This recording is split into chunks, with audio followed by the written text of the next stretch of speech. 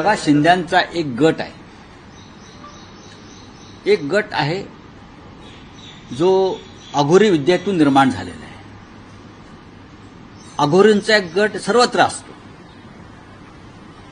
धर्मक्षेत्रात असतो, सामाजिक क्षेत्रात असतो, राजकीय क्षेत्रात असतो.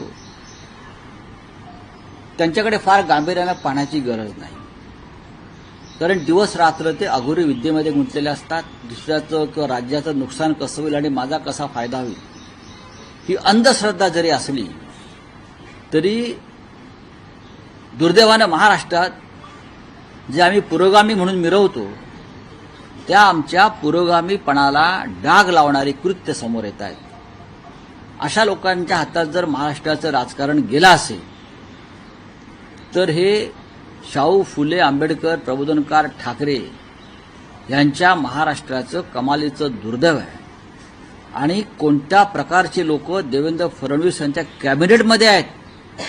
देवेंद्र फडणवीस यांनी कॅबिनेटच्या बैठकीला बसण्याआधी खुर्चीखाली वाकून पाहायला पाहिजे नक्की काय आहे ते, काय होऊ शकतं. महाराष्ट्राला काळिमा फासणारी ही कृत्य आहेत बरं का. महाराष्ट्रानं अंधश्रद्धेविरुद्ध कायम लढा दिला.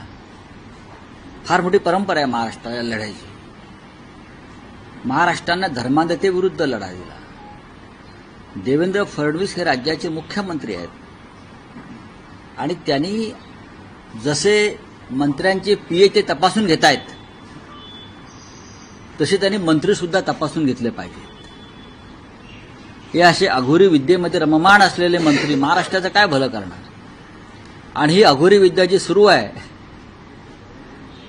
याच्याविषयी जास्त माहिती द्यायची तर ते या राज्याच्या मुख्यमंत्र्यांना एलिमिनेट करून तिथे आमचा नेता यावा यासाठी अघोरी विद्येचे प्रकार एसएनसी गटाचे लोक ठिकठिकाणी करतायत.